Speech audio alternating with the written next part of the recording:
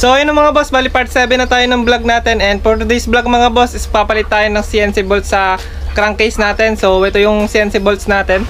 So ito yung CNC bolts natin mga boss. Ayan, bali set na yan. So ito yung papalitan natin dyan, yung mga yan. So umpisa na natin magpalit mga boss. Kapag papalit natin mga boss is ayan, isa-isa natin siya tatanggalin and papalitan natin siya ng ka-size nito. So hindi ko kasi alam yung mga size nito, kaya isa-isa natin tatanggalin, tapos hahanapin natin yung kasing haba niya. So umpisa na natin. Ito yung brand niya siguro, SC-Sham. Yan.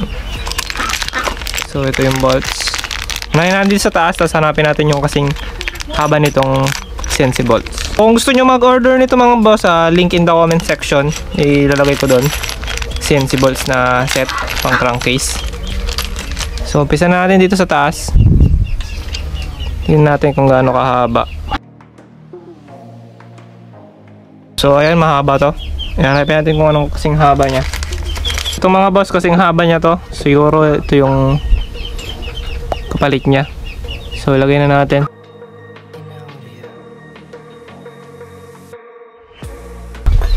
So one down tayo mga boss. Dito tayo sa kabila. Alam ko ito na rin yun.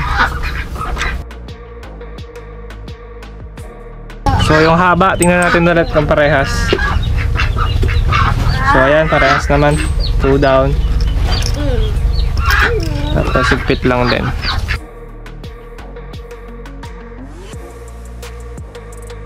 So ayan, okay na. Dito tayo sa kabila.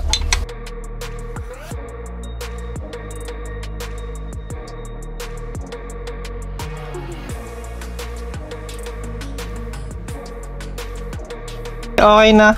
Yan, nailagay na natin. Mga boss, dito naman tayo sa kabila. So, na rin natin dito sa taas. So, dahan-dahan lang tayo kasi bagong repaint. Baka magasgas. So,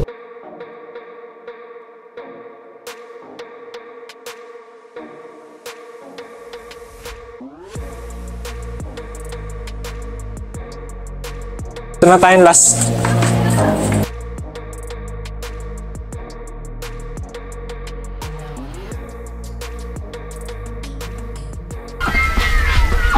So ayan mga boss, okay na to. So unahin na natin dito.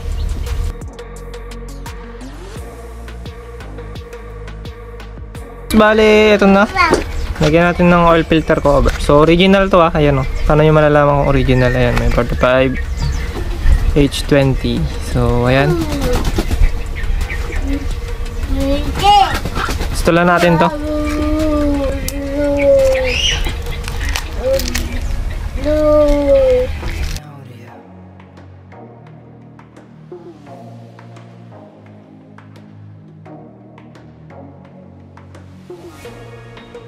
So ayun na mga boss, okay na. Dito ko na rin tatapusin yung vlog natin mga boss. Maraming salamat. Ride safe and peace out.